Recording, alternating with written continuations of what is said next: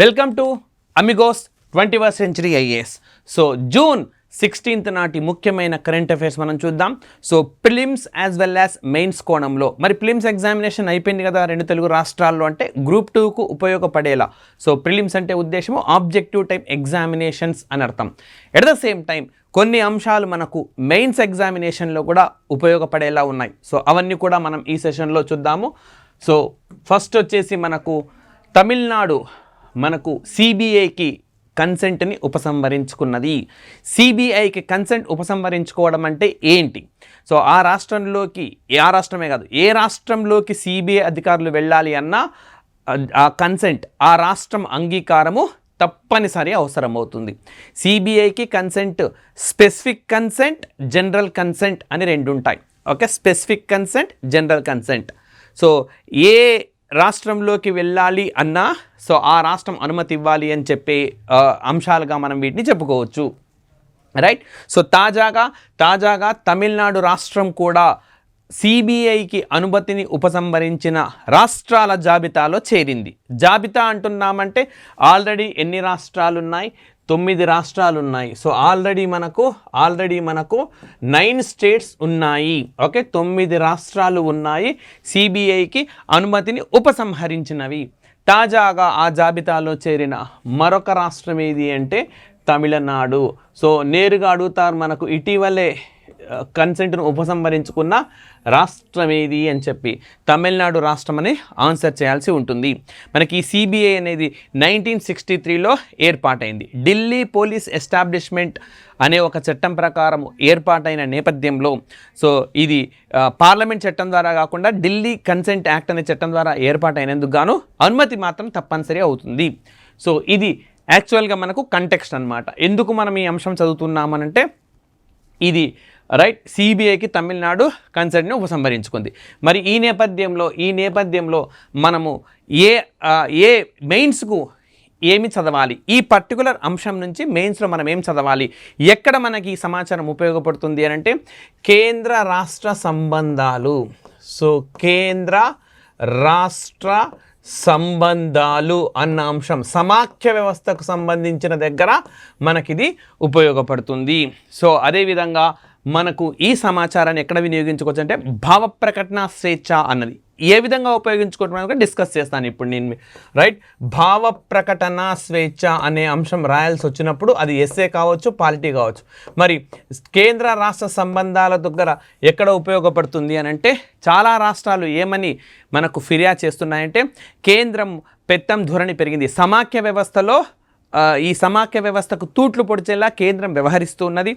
So కేంద్ర ప్రభుత్వం సిబిఐని అదేవిధంగా ఇతర ఇన్వెస్టిగేటివ్ ఏజెన్సీను దుర్వినియోగం చేస్తూ ప్రతిపక్షాలు ఉన్న చోట ప్రతిపక్ష నాయకులకు సంబంధించిన వాళ్ళను అందరినీ కూడా రైట్ కట్టడి చేసేలా మరి చర్యలు తీసుకుంటుంది. ఇందుకు గాను సిబిఐని కావచ్చు, లేదా ఎన్ఫోర్స్మెంట్ డైరెక్టర్ని కావచ్చు, లేదా మనం ఇతర ఇన్కమ్ ట్యాక్స్ డిపార్ట్మెంట్స్ కావచ్చు, వాటిని వినియోగిస్తున్నది. దీనివల్ల కేంద్ర రాష్ట్ర సంబంధాలకు విఘాతం కలుగుతున్నది. ఆ అంశం వచ్చినప్పుడు మనము ఏ విధంగా ఇవి ఉదాహరణలుగా వివరించుకుంటూ ఉండొచ్చు. నెక్స్ట్, భావ ప్రకటన స్వేచ్ఛకు సంబంధించి ఎప్పుడు మనం ప్రస్తావించవచ్చు అంటే ప్రభుత్వానికి వ్యతిరేకంగా మాట్లాడుతున్న వాళ్ళ పట్ల సిబిఐ దాడులు చేయిస్తూ ఉన్నదని చెప్పి ఒక ఆరోపణ కూడా ఉంది. సో అంటే భావ ప్రకటన స్వేచ్ఛ అనేది మనకు చాలా చాలా కీలకమైంది. సో ప్రభుత్వాన్ని కానీ ఇతరులు కానీ సద్విమర్శ చేయొచ్చు, అది ఎప్పటికైనా ఆహ్వానించడమే. అయితే సో అలాంటి వాళ్ళందరినీ 124A కావచ్చు, సెక్షన్ 124A రాజద్రోహానికి సంబంధించి లేదా సిబిఐ దాడులను పంపించి లేదా ఈడీని పంపించి భయభ్రాంతులకు గురి చేస్తూ ఉన్నారు అని చెప్పి భావ ప్రకటన స్వేచ్ఛను హరిస్తూ ఉన్నారని చెప్పి కూడా ఒక ఆరోపణ ఉంది. సో అది మనకు రాయాల్సి వచ్చినప్పుడు ఇలాంటి సంఘటనలను మనం ఉదాహరించుకోవచ్చు, రైట్. సో మనం లైక్ ప్రొఫెసర్ హరగోపాల్ ఉన్నారు, ఆయన పైన ఇప్పుడు రాజద్రోహం కేసు కూడా నమోదు చేసినారు. సో త్వరలో మనం ఎడిటోరియల్ స్టార్ట్ చేస్తాం, అందులో రాజద్రోహానికి సంబంధించిన గతంలో కేసులు అన్నీ కూడా మీకు అమిగోస్ 21st సెంచరీ ఐఏఎస్ తప్పకుండా అందిస్తుంది. సో ఈ అంశాలు ఓకే ఇట్లా వాడతారు. మరి ఇంకా ఏమి క్వశ్చన్స్ రావచ్చు అని అంటే ఏ రాష్ట్రాలు మనకు జాబితా ఇస్తున్నారు ఇటీవలి కాలంలో తెలుగు రాష్ట్రాలు ఏంటంటే క్వశ్చన్స్ లెంత్ బాగా పెరిగింది. ఆప్షన్ ఒకటే లైన్ ఉండొచ్చు, బట్ క్వశ్చన్స్ చాలా లెంత్ పెరిగింది. మనం ఆల్రెడీ చెప్పుకున్నాం 9 రాష్ట్రాలు అనుమతించడం లేదు సిబిఐని అని చెప్పి. ఏ రాష్ట్రాలు అనుమతించడం లేదు, కింద పేర్కొన్న ఏ రాష్ట్రాలు అనుమతిస్తున్నాయి లేదా ఏ రాష్ట్రాలు అనుమతించడం లేదు, ఇలా మనకు క్వశ్చన్స్ అడిగే అవకాశము ఉన్నది. సో మనం ఇప్పుడు 9 రాష్ట్రాలను నేర్చుకోవాలి. ఇప్పుడు తమిళనాడుతో కలిపి 10 రాష్ట్రాలు అనమాట. మరి ఇలాంటివి నేర్చుకోవాలి అనుకుంటున్నప్పుడు మ్యాప్ సహాయంతోనే నేర్చుకోవాలి. సో ఏ విధంగా చెప్తున్నాను చూడండి. మనకు ఎప్పుడు కానీ ఇక్కడి నుంచి స్టార్ట్ చేసుకుంటూ వస్తే ఈజీగా మనకు గుర్తుంటాయి. సో ఫస్ట్ ఆఫ్ ఆల్ మనకు మిజోరం రాష్ట్రము అనుమతించడం లేదు. నెక్స్ట్ ఇక్కడ మేఘాలయ, నార్త్ ఈస్టర్న్ బెల్ట్లో అంటే ఈశాన్య ప్రాంతంలో 2 రాష్ట్రాలు అనుమతించడం లేదు. మిజోరం ఒకటి అనుమతించదు, మేఘాలయ ఒకటి అనుమతించదు. బాగా గుర్తుపెట్టుకోవాలి. నెక్స్ట్ మనకు ఇదే విధంగా వస్తే వెస్ట్ బెంగాల్ అనుమతించదు, రైట్. సో వెస్ట్ బెంగాల్ అనుమతించదు. ఇదే విధంగా మనము వస్తే తాజాగా తమిళనాడు చేరింది. ఈ జాబితాలో ఎవరు చేరినారు? తమిళనాడు చేరింది. కేరళ కూడా అనుమతించదు. నెక్స్ట్ ఇలాగే వెళ్తే మనము రాజస్థాన్ అనుమతించదు. అండ్ అలాగే పంజాబ్ రాష్ట్రము అనుమతించదు. అండ్ ఇలా మనం మధ్యలోకి వస్తే ఛత్తీస్గఢ్ అనుమతించదు, జార్ఖండ్ అనుమతించదు, తెలంగాణ అనుమతించదు. 10 రాష్ట్రాలు అయిపోయినాయి. సో ఇక్కడ మిజోరం, మేఘాలయ 1 2 3 4 5 6 7 8 9 10 అయిపోయినాయి. 10 స్టేట్స్ అయిపోయినాయి మనకు, రైట్. సో ఈ విధంగా మ్యాప్ పాయింటింగ్ ద్వారా గుర్తుపెట్టుకోవాలి. ఇంకొక ఈజీ పద్ధతి కూడా చెప్తున్నాను గుర్తుపెట్టుకోవడానికి. సో ఏంటది అంటే భాజపా మిత్రపక్షాలు కానీ అధికారంలో లేని రాష్ట్రాల్లో ఈ కన్సెంట్ అనేది మనకు తెరపైకి వచ్చింది. సో ఇక్కడ మేఘాలయలో కానీ మిజోరంలో కానీ భాజపా ప్రభుత్వాలు కానీ అనుకూల ప్రభుత్వాలు కానీ లేవు.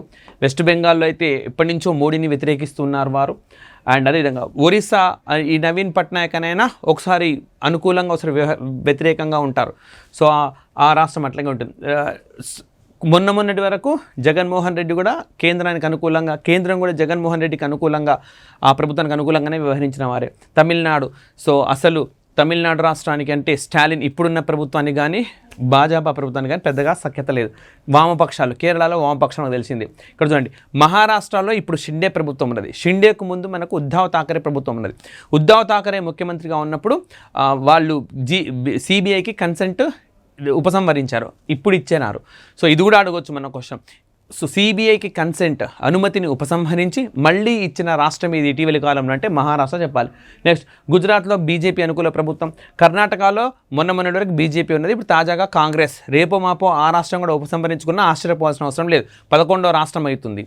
అండ్ నెక్స్ట్ గుజరాత్ అయితే బీజేపీ ప్రభుత్వము, రాజస్థాన్ కాంగ్రెస్ ప్రభుత్వం అనుమతించదు, పంజాబ్ మనకు ఆమ్ ఆద్మీ పార్టీ ప్రభుత్వం అనుమతించదు, హర్యానా రైట్, హర్యానాలో బీజేపీ అనుమతిస్తుంది, ఉత్తరప్రదేశ్లో బీజేపీ అనుమతిస్తుంది, ఉత్తరాఖండ్లో బీజేపీ అనుమతిస్తుంది, హిమాచల్ ప్రదేశ్లో ఇప్పుడు కాంగ్రెస్ పార్టీ ప్రభుత్వం ఏర్పాటైంది. మరి వాళ్ళు ఏం చేస్తారో చూడాలి. ఛత్తీస్గఢ్ అంతే, జార్ఖండ్ అంతే, తెలంగాణ కూడా అంతే మనకు తెలిసిందే. సో ఈ విధంగా మనకు గుర్తుపెట్టుకునే పద్ధతి అన్నమాట. మరి ఈ పర్టికులర్ అంశము ఇటు ఆబ్జెక్టివ్ టైప్ ఎగ్జామినేషన్స్కి, ఇటు డిస్క్రిప్టివ్ టైప్ ఎగ్జామినేషన్స్కి సరిపోయే ఖచ్చితంగా అడగదగ్గది. అడగకపోయినా మీకు దీన్ని ప్రస్తావించాల్సిన అంశాలు పాలిటీలోనో జనరల్ ఎస్సేలోనో వస్తాయి ఖచ్చితంగా, కాబట్టి గుర్తుపెట్టుకోండి. నెక్స్ట్ ఇష్యూ మనకు ఇంకా ఏమడవచ్చు, under which law CBI was established. So already చెప్పినాను, ఢిల్లీ పోలీస్ ఎస్టాబ్లిష్మెంట్ యాక్ట్ ప్రకారం మనకు సిబిఐ ఏర్పాటైంది. సో ప్రస్తుతం సిబిఐని ఎవరు లీడ్ చేస్తున్నారు? రీసెంట్గా అపాయింట్మెంట్ జరిగింది ప్రవీణ్ సూద్ అని చెప్పాలి. ప్రవీణ్ సూద్ రీసెంట్గా జరిగిన అపాయింట్మెంట్ ఇది.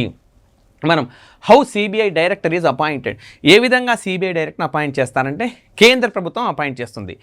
ఎవరు చెప్తే చేస్తుంది అంటే 3 సభ్యులతో కూడిన ఒక కమిటీ చెప్తే ఏర్పాటు చేస్తుంది. మరి ఎవరు ఆ 3 సభ్యులు అనంటే ప్రధానమంత్రి, భారత ప్రధానమంత్రి, ఈయననే దీనికి నేతృత్వం వహిస్తారు, ఈయననే లీడర్షిప్ రోల్లో ఉంటారు. ఆ తర్వాత ప్రధానమంత్రి తర్వాత ఇందులో లోక్సభలో ప్రతిపక్ష నాయకుడు ఉంటారు, లోక్సభలో అపోజిషన్ లీడర్ ఉంటారు. సో అపోజిషన్ లీడర్కి, లోక్సభలోని అపోజిషన్ లీడర్కి క్యాబినెట్ మంత్రి హోదా ఉంటుంది. సో మరి అపోజిషన్ లీడర్ అంటే ఎవరు యాక్చువల్గా? సో ప్రతిపక్షంలో ఉంటూ అతి ఎక్కువ స్థానాలు కలిగి ఉండాలి. ఆ అతి ఎక్కువ స్థానాలు అనేవి మొత్తం లోక్సభ స్థానాల్లో 10% సమానం కావాలి. మనకు ఇప్పుడు ప్రస్తుతం లోక్సభలో 543 స్థానాలు ఉన్నాయి. అంటే 10% అంటే 55 సీట్స్ ఉండాలి. 55 సీట్స్ ఉంటూ ప్రతిపక్షంలో ఉండాలి. అది అతిపెద్ద ప్రతిపక్షంలో అతిపెద్ద రాజకీయ పార్టీగా ఉండాలి. అలాంటి పార్టీలకు చెందిన నాయకుడిని ప్రతిపక్ష నాయకుడిగా గుర్తిస్తారు. అయితే ప్రస్తుతం లోక్సభలో ప్రతిపక్ష నాయకుడు ఎవరు లేరు. అంటే కాంగ్రెస్ 55 స్థానాలు, కాంగ్రెసే ప్రతిపక్షంలో ఉంటూ అతి ఎక్కువ స్థానాలు సంపాదించుకున్నది కాంగ్రెస్ పార్టీని. కానీ కాంగ్రెస్ పార్టీకి పూర్తి స్థాయిలో 55 స్థానాలు అయితే లేవు. కాబట్టి ప్రతిపక్ష నాయకుడే లేడు లోక్సభలో. మరి అలాంటప్పుడు ఏం చేస్తారంటే మరి ప్రతిపక్షంలో ఉంటూ అతిపెద్ద రాజకీయ పక్షానికి చెందిన లోక్సభ నాయకుడు ఉంటారు. సో ఈ విధంగా ఇప్పుడు కాంగ్రెస్కు చెందిన లోక్సభ నాయకుడు ఉన్నారు, అధీర్ రంజన్ అని చెప్పి, రైట్. అండ్ నెక్స్ట్ సుప్రీంకోర్టు ప్రధాన న్యాయమూర్తి కానీ లేదా వారు ప్రతిపాదించిన వ్యక్తి కానీ ఇందులో ఉంటారు. సో ఈ కమిటీ సూచన మేరకు కేంద్ర ప్రభుత్వం సిబిఐ డైరెక్టర్ని అపాయింట్ చేస్తుంది. ఆ విధంగా రీసెంట్గా ప్రవీణ్ సూద్ని అపాయింట్ చేసింది. Next on which committee recommendation CBI was established. A committee సూచన మేరకు ఎస్టాబ్లిష్ చేశారంటే సంతానం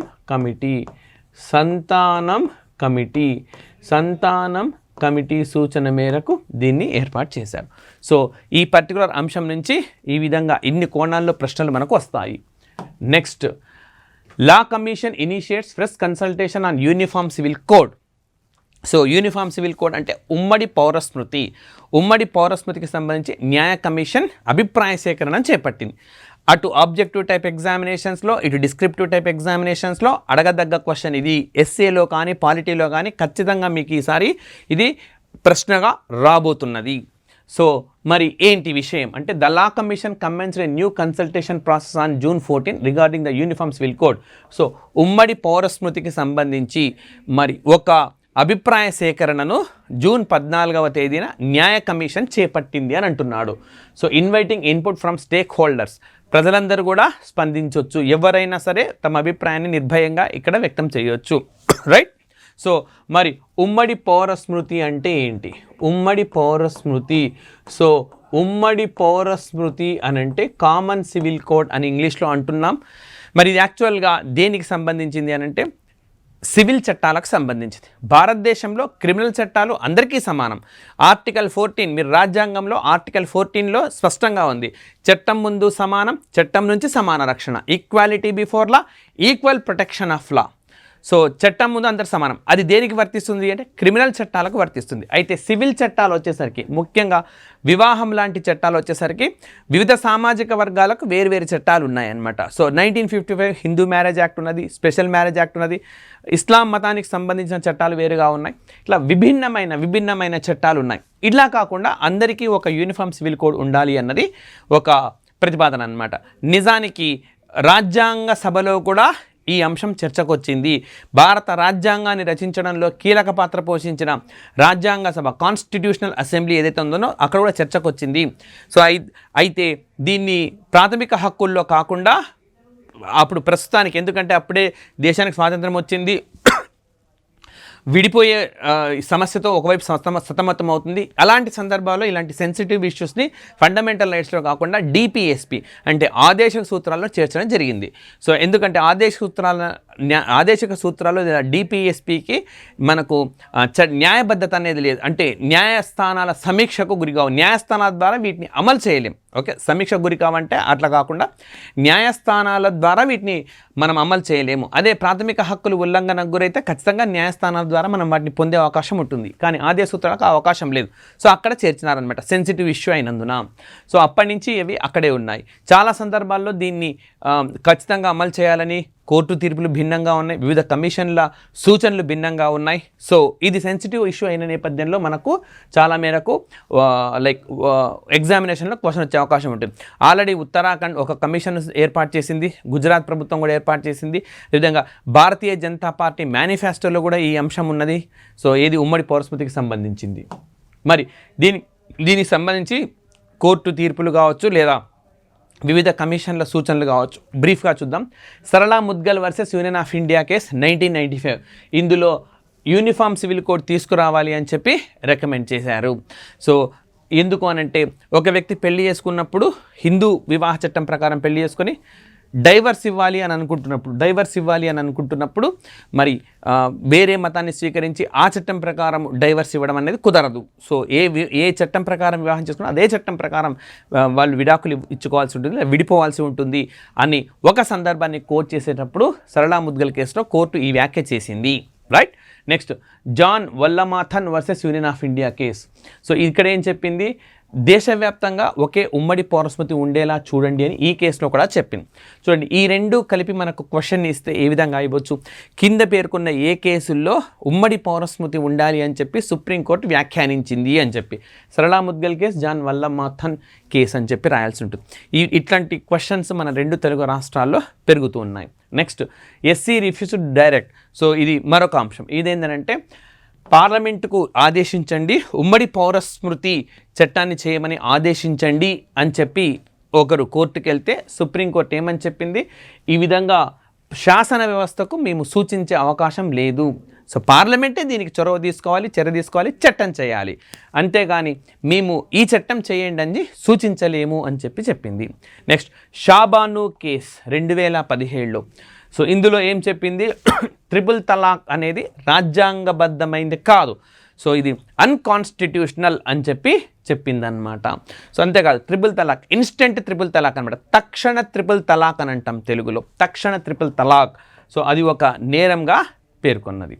నెక్స్ట్ మనకి 2018లో న్యాయ కమిషన్ ఏమని చెప్పింది, చాలా ఇంపార్టెంట్ సిఫారసు ఇది మనకు. 2018లో uniform civil code which is neither necessary not desirable, అంటే ఇప్పుడున్న పరిస్థితులలో ఇది అవసరం లేదు అండ్ వాంఛనీయం కూడా కాదు అని చెప్పింది.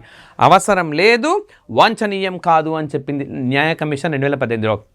అదేవిధంగా 22వ న్యాయ కమిషన్ ఇప్పుడు తాజాగా ఏమని చెప్తా ఉన్నది, 22వ న్యాయ కమిషన్ అభిప్రాయ సేకరణ చేస్తూ ఉంది. సో ఇది ఉండాలా వద్దా అని చెప్పి, అంటే ఒక అడుగు ముందుకేసింది అని చెప్పొచ్చు అనమాట న్యాయ కమిషన్. దీని అమలు దిశగా వెళ్తుందా లేదా ప్రభుత్వం, ఈ అభిప్రాయ సేకరణను బట్టి ఉంటుందా లేక ఇంకా ఏ చర్య తీసుకుంటుందా, రానున్న రోజుల్లో పెద్ద ఎత్తున ఈ అంశం ఇక్కడి నుంచి వార్తల్లో ఉండనున్నది. అన్ని ప్రధాన పత్రికలు సంపాదకీయాల్లో ఇస్తాయి కాబట్టి ఖచ్చితంగా మనకి ఎగ్జామినేషన్లో, మెయిన్స్ ఎగ్జామినేషన్లో గ్రూప్ 1లో వచ్చే అవకాశము ఉంది. రైట్. సో ప్రిలిమ్స్లో ఇవన్నీ కూడా మనకు, అంటే ఆబ్జెక్టివ్ టైప్ ఎగ్జామినేషన్స్లో ఇవన్నీ కూడా మనకు అడగొచ్చు. ఇంకా ఎట్లాంటి క్వశ్చన్స్ వచ్చే అవకాశం ఉన్నది మనకు, which article is related to UCC అన్నాడు. ఆర్టికల్ 44 రాజ్యాంగంలో 44వ article, directive principles of state policy, ఆదేశిక సూత్రాలు అనే అంశంలో ఇది మనకు ఖచ్చితంగా ఉంటుంది. Next in which Indian state UCC in implementation, ఏ రాష్ట్రంలో ఆల్రెడీ అమలవుతుంది అంటే గోవా రాష్ట్రంలో. సో ఇది యాక్చువల్గా పోర్చుగీస్ పాలనలో ఉన్నప్పటి నుంచి ఇది అమల్లో ఉంది, అక్కడ ఉమ్మడి పౌరస్మృతి అనేది అది కొనసాగుతూ ఉన్నది. Next evolution of the law commission of India, మెయిన్స్లో ఇట్లాంటి క్వశ్చన్స్ వస్తాయి మనకు. నిజానికి భారత రాజ్యాంగ పరిణామక్రమం రాయండి అంటే చాలామంది ఆస్పిరెంట్స్ ఏం చేస్తారు, సో 1773 రెగ్యులేటింగ్ యాక్ట్, ఆ తర్వాత పిట్స్ ఇండియా చట్టం అని, ఆ తర్వాత చార్టర్ చట్టాలు, కౌన్సిల్ చట్టాలు అని చెప్పి రాసుకుంటూ వస్తారు. సో అంటే మీరు ప్రిలిమ్స్ కోసం చదివింది లేదా చట్టాలు వరుసగా ఒకదాని తర్వాత ఒకటి అక్కడ తీసుకొచ్చి పెట్టేసినారు, పెద్దగా వైవిధ్యం అనేది కనిపించదు. సో మెయిన్స్లో మనకు మార్కులు ఎక్కువగా సాధించాలి అని అంటే భిన్నంగా, వైవిధ్యంగా రాయాల్సిన అవసరం ఉంటుంది. సో ఏ విధంగా రాయొచ్చు, మనకు 3 వ్యవస్థలు ఉన్నాయి, శాసన వ్యవస్థ, న్యాయ వ్యవస్థ, కార్యనిర్వాహక వ్యవస్థ. సో ఈ వ్యవస్థలు ఇప్పుడు కూడా ఉన్నాయి, పార్లమెంట్ రూపంలో శాసన వ్యవస్థ అండ్ మనకు సమీకృత న్యాయ వ్యవస్థ రూపంలో సుప్రీంకోర్టు, హైకోర్టు ఇవన్నీ కూడా ఉన్నాయి. అండ్ కార్యనిర్వాహక వ్యవస్థ కేంద్రంలో ఉన్నది, కార్యనిర్వాహక వ్యవస్థ రాష్ట్రంలో కూడా ఉన్నది. ఈ వ్యవస్థలు ఏ విధంగా డెవలప్ అయినాయి అని చెప్పి మనం రాసుకోవాలి. ఫర్ ఎగ్జాంపుల్ శాసన వ్యవస్థగాన మనం తీసుకుంటే మనకు 1853 చార్టర్ చట్టంలో తొలిసారిగా ఈ శాసన వ్యవస్థకు బీజాలు అనేవి ఏర్పడ్డాయి. ఆ తర్వాత 1919 చట్టంలో మనకు 2 సభలు, బైకెమరలిజం, ద్విశాసనసభ పద్ధతి అనేది వచ్చింది. ఆ తర్వాత 1935లో రాష్ట్ర స్థాయిలో కూడా ద్విశాసనసభ వ్యవస్థ అనేది వచ్చింది. సో ఈ విధంగా మనం ఇంకా మధ్యలో మీకు ఏమైనా పాయింట్స్ ఉంటే కూడా యాడ్ చేయొచ్చు అనమాట. రైట్. అదేవిధంగా సమాఖ్య వ్యవస్థ మనకు మొట్టమొదటిసారిగా 1935లో ఈ కేంద్ర రాష్ట్ర జాబితాలు, ఉమ్మడి జాబితాలు అనేవి వచ్చినాయి. ఈవెన్ 1919 చట్టంలో కూడా మనకి ప్రస్తావన అనేది ఉంటుంది. న్యాయ వ్యవస్థ తీసుకుంటే 1773 చట్టం ప్రకారమే సుప్రీంకోర్టు అనేది వచ్చింది. 1861 కౌన్సిల్ చట్టం ప్రకారం హైకోర్టులు అనేవి ఆవిర్భవించినాయి. సో అదేవిధంగా 1935లో మనకు అటార్నీ జనరల్ అంటే న్యాయ కమిషన్కు సంబంధించిన ఒక విధానం అనేది ఏర్పాటు, మనకు అప్పటి గవర్నర్ జనరల్ మండలిలో ఒక న్యాయ సభ్యుడికి చోటు అనేది దక్కింది. ఆ తర్వాత మనకు 1935లో ఫెడరల్ కోర్టు వ్యవస్థ ఏర్పాటైంది. మరి భారత స్వాతంత్ర్యం తర్వాత సుప్రీంకోర్టు ఇంటిగ్రేటెడ్ సమీకృత న్యాయ వ్యవస్థగా అవతరించింది. ఈ విధంగా కార్యనిర్వాహక వ్యవస్థ, సమాఖ్య వ్యవస్థలు ఈ మార్పులు రాసుకుంటూ రావాలి. మరి మనం లా కమిషన్ అని అడుగుతున్నాడు ఇక్కడ. మనకు మొట్టమొదటిసారిగా ఈ 1833 చార్టర్ చట్టంలో మరి గవర్నర్ జనరల్ ఆఫ్ ఇండియా మండలికి ఒక న్యాయ సభ్యుడు చేర్చారు. అంతవరకు 3 సభ్యులు ఉంటే సలహాలు, 4వ వ్యక్తిని చేర్చారు, అది ఒక న్యాయ సభ్యుడు. 1935లో న్యాయ కమిషన్ అనేది ఏర్పాటైంది. సో ఆ విధంగా ఎవల్యూట్ అవుతూ ప్రస్తుతం న్యాయ కమిషన్ అనేది సపరేట్గా ఉన్నది. అటార్నీ జనరల్ అనేది ఒక రాజ్యాంగబద్ధ సంస్థగా మారిపోయింది. సో అదేవిధంగా భారతదేశం స్వాతంత్రం వచ్చిన తర్వాత మొట్టమొదటి అటార్నీ జనరల్గా మనకు సెతల్వాద్ ఉన్నారు. ఎట్ ద సేమ్ టైం ఆయనే మొట్టమొదటి న్యాయ కమిషన్కు సారథ్యం కూడా వహించినారు. ఇప్పుడు మనకు 22వ లా కమిషన్ ఉన్నది. సో రితురాజ్ అవస్థి అనే నాయకత్వం వహిస్తున్నాడు. సో ఎవల్యూషన్ అన్నప్పుడు మనము వరుసగా ఒక చట్టం రాయకుండా ఒక్కొక్క వ్యవస్థ తీసుకొని ఆ వ్యవస్థకు సంబంధించినవి ఆయా చట్టాల్లో ఏమని ప్రస్తావించినారు అని రాసుకుంటూ వస్తే మనకు గరిష్ట స్థాయిలో స్కోర్ చేసుకునే అవకాశం అనేది ఉంటుంది. కాబట్టి ఈ అంశం మనకు ఇటు ప్రిలిమ్స్లోను, ఆబ్జెక్టివ్ టైప్లోను అండ్ డిస్క్రిప్టివ్ టైప్లోను ఉపయోగపడేదిగా చెప్పుకోవచ్చు. రైట్. సో అండ్ నెక్స్ట్ ఇష్యూకి మనం వెళ్దాం. మనకు ఈ PVTGs, particularly vulnerable tribal groups, so వీళ్ళకి సంబంధించి ఒక కొత్త మానవ అభివృద్ధి సూచిని డెవలప్ చేయాలని చెప్పి కేంద్ర ప్రభుత్వం నిర్ణయించింది. సో రైట్, చాలా ముఖ్యమైన అంశం అన్నమాట. సో సొసైటీలో మనం భాగంగా దీన్ని చదువుకోవచ్చు. సొసైటీ, సామాజిక అంశాలు అనే దాంట్లో కూడా చదువుకోవచ్చు. గిరిజనులు అంటేనే మనకు వెనుకబడిన సామాజిక వర్గంగా చెప్పుకోవచ్చు. అందులో ఇంకా ఎక్కువగా వెనుకబడిన వాళ్ళనే పర్టికులర్లీ వల్నరబుల్ ట్రైబల్ గ్రూప్స్ అంటాం. గతంలో ప్రిమిటివ్ ట్రైబ్స్ అనేవాళ్ళు, తర్వాత కాలంలో దీన్ని పర్టికులర్ వల్నరబుల్ ట్రైబల్ గ్రూప్స్ అని అంటూ ఉన్నారు. మరి వీళ్ళకు సంబంధించి మనకు ఒక కొత్త మానవాభివృద్ధి సూచిని ఎంపిక చేసుకొని వీళ్ళ గురించి అధ్యయనం చేయాలని చెప్పి నిర్ణయించినారు. మరి ఎలాంటి ఏ లక్షణాలు ఉండే సామాజిక వర్గాలను పీవీటీజీలుగా గుర్తిస్తారు? గిరిజనులలోనే వీళ్ళని ఏ విధంగా గుర్తిస్తారంటే pre agriculture level of technology. So వ్యవసాయ రంగానికి సంబంధించి పురాతన కాల సాంకేతిక పరిజ్ఞానాలు మాత్రమే వాళ్ళు వినియోగిస్తూ ఉంటారు ఇంకాను. అదేవిధంగా పాపులేషన్ అనేది తగ్గుతూ ఉండడం లేదా స్థిరంగా తగ్గుతూ ఉంటుందన్నమాట. అండ్ అక్షరాస్యత పెద్దగా ఉండదు. అండ్ నెక్స్ట్ అదేవిధంగా ఈ ఎకానమీ కూడా వీళ్ళ జీవనోపాధి ఎక్కువగా వ్యవసాయం పైన ఆధారపడి ఉంటుంది. సబ్సిస్టెన్స్ అన్నమాట. జీవనోపాధి ఎక్కువగా కీలకమైన వ్యవసాయము. అట్లాగే సో ఏదో జీవనోపాధి కోసం మాత్రమే ఆర్థిక వ్యవస్థ ఉంటుంది.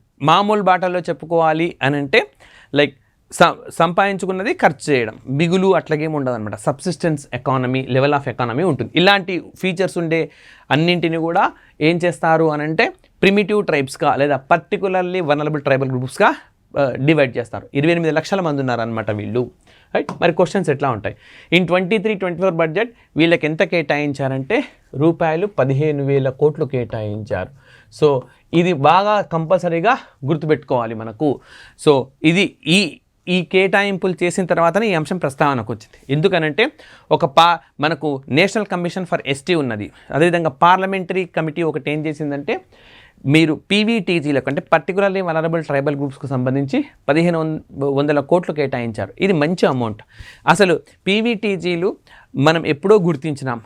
ఇప్పటిదాకా వాళ్ళలో ప్రోగ్రెస్ ఏంటి, ఎక్కడ మనం సరిగ్గా డెవలప్ కాలేదు, ఇలాంటి డేటా ఏది లేకుండా ఇంత పెద్ద మొత్తంలో ఏ విధంగా ఖర్చు పెడతారు అని అడిగింది. ఈ నేపథ్యంలోనే మనకి ఈ నిర్ణయం తీసుకుందన్నమాట కేంద్ర ప్రభుత్వం. వాళ్ళ గురించిన అధ్యయనం అనేది చేస్తూ ఉన్నది. రైట్. సో మరి which committee recommended to create PVTG అని చెప్పి అడుగుతూ ఉన్నాడు. దేబర్ కమిషన్ అని చెప్పాలి. దేబర్ కమిషన్.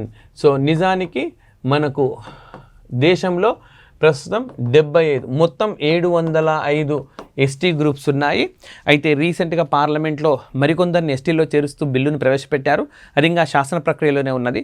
సో ఇప్పుడు గాన మనం చూస్తే 705 గ్రూప్స్ ఎస్టీలు ఉన్నాయి. అందులో 75 మనకు పీవీటీజీలు, 75 పీవీటీజీలు ఎక్కువగా మనకు ఒరిస్సా రాష్ట్రంలో వీళ్ళు ఉంటారనమాట సంఖ్యాపరంగా. సో ప్రస్తుతం ఎంతమంది ఉన్నారంటే 75. ఆల్రెడీ నేను ఇది చెప్పేశాను అనమాట. సో ఇది మనకు ఈ అంశానికి సంబంధించి. నెక్స్ట్ మరి టర్కీస్ ఎర్గోడెన్సిస్ no nation members for Sweden. So international రిలేషన్స్లో భాగంగా మనం చదువుకోవాలి. సో నిజానికి మనకు నాటో అని చెప్పి ఒక కూటమి ఉన్నది. ఉత్తర అమెరికా ఖండము, యూరప్ ఖండంలోని దేశాలు ఇందులో సభ్యత్వాన్ని కలిగి ఉన్నాయి. So north America plus Europe, right. So మొత్తం ఇందులో 31 దేశాలు ఉన్నాయి. ఇందులో చేరాలని చెప్పి ప్రయత్నిస్తున్న దేశం ఏది అంటే స్వీడన్. అయితే స్వీడన్కు అడ్డుపడుతున్న దేశం ఏది అంటే తుర్కీయే. సో ఎందుకు అడ్డుపడుతూ ఉన్నదంట? సో ఇక్కడ మనకు తుర్కీయే లేదా టర్కీ ప్రెసిడెంట్ తయ్యబ్ ఎర్డోగన్ స్పష్టంగా చెప్పారు ఏమని, right. So Sweden has not done enough to upward it's promises that is recently allowed పీకేకే supporters to demonstrate. So పీకేకే అని చెప్పి ఒక వర్గము ధర్నా చేసింది. సో ధర్నా చేసినారు, దీన్ని స్వీడన్ అడ్డుకోలేదు కాబట్టి నేను రానియనండి. పీకేకే అనే ఒక వ్యవస్థ స్వీడన్లో ధర్నా చేస్తే ఈయనకేంటి, టర్కీకి ఏంటి ఇబ్బంది అని అంటే ఆ పీకేకే వాళ్ళు చేసిన ధర్నా టర్కీకి వ్యతిరేకంగా చేశారు కాబట్టి మాకు వ్యతిరేకంగా ధర్నాలు జరుగుతున్నాయి, ఆ దేశాన్ని మేము అలో చేయము అని చెప్పి వీళ్ళు చెప్తూ ఉన్నారు అనమాట. సో ఇది మనకు నాటో. సో ఇది నాటోలో మనకు 31 దేశాలు ఉన్నాయి. మనకు బెల్జియంలోని బ్రజెల్స్ కేంద్రంగా ఇది పనిచేస్తూ ఉంటుంది. సో 1949-50 ఆ ప్రాంతంలోనే ఏర్పాటైన సంస్థ. ఇది ఏప్రిల్ 4వ తేదీ నాడు ఎస్టాబ్లిష్ చేశారు. మరి okay, which is the 31st country to join? రీసెంట్గా జాయిన్ అయిన కంట్రీ ఏదంటున్నాడు? ఫిన్లాండ్. రీసెంట్గా జాయిన్ అయిన కంట్రీ ఫిన్లాండ్ అనమాట. Which article speaks about collective security? నాటోకు సంబంధించి ఒక ప్రొవిజన్ ఉన్నది కలెక్టివ్ సెక్యూరిటీ అని. అది ఏ ఆర్టికల్ అంటున్నాడు? ఆర్టికల్ 5. ఆర్టికల్ 5. మరి కలెక్టివ్ సెక్యూరిటీ అంటే ఒక దేశంపై, నాటో కూటమిలోని ఒక దేశంపై జరిగే దాడిని అన్ని దేశాలపై జరిగే దాడిగా పరిగణిస్తారు. ఫర్ ఎగ్జాంపుల్ ఇప్పుడు ఫిన్లాండ్ జాయిన్ అయింది. ఫిన్లాండ్కి అండ్ రష్యాకి మధ్య దాదాపు 1700 కిలోమీటర్ల సరిహద్దు అనేది ఉన్నది. సో ఇప్పుడు ఫిన్లాండ్ పైన నాటో రష్యాగాన దాడి చేస్తే అది ఫిన్లాండ్ పైన దాడి కాదు, నాటో పైన దాడిగా పరిగణించి నాటో బలగాలు ప్రతిదాడికి పూనుకుంటాయి అన్నమాట. మరి ఉక్రెయిన్ ఇప్పుడు సభ్యత్వం లేదు కాబట్టి ఉక్రెయిన్ ఇండివిజువల్గా పోరాడాల్సి వస్తున్నది. నెక్స్ట్ నాటో హెడ్ క్వార్టర్స్ బెల్జియంలోని బ్రెజిల్స్లో ఉంది, ఆల్రెడీ చెప్పినాను నేను. Next NATO cooperative cyber defence centre of excellence ఎక్కడ ఉన్నది అంటున్నాడు? ఈస్టోనియా అనే కంట్రీలో ఉంది. ఈస్టోనియా అనే కంట్రీలో ఉన్నది, రైట్. సో ఇవి మనకు జూన్ 16th నాటి కరెంట్ అఫైర్స్ ఇష్యూస్. మరి నెక్స్ట్ ఇతర ఇష్యూస్తో జూన్ 17 నాడు కలుద్దాం. Thank you very much.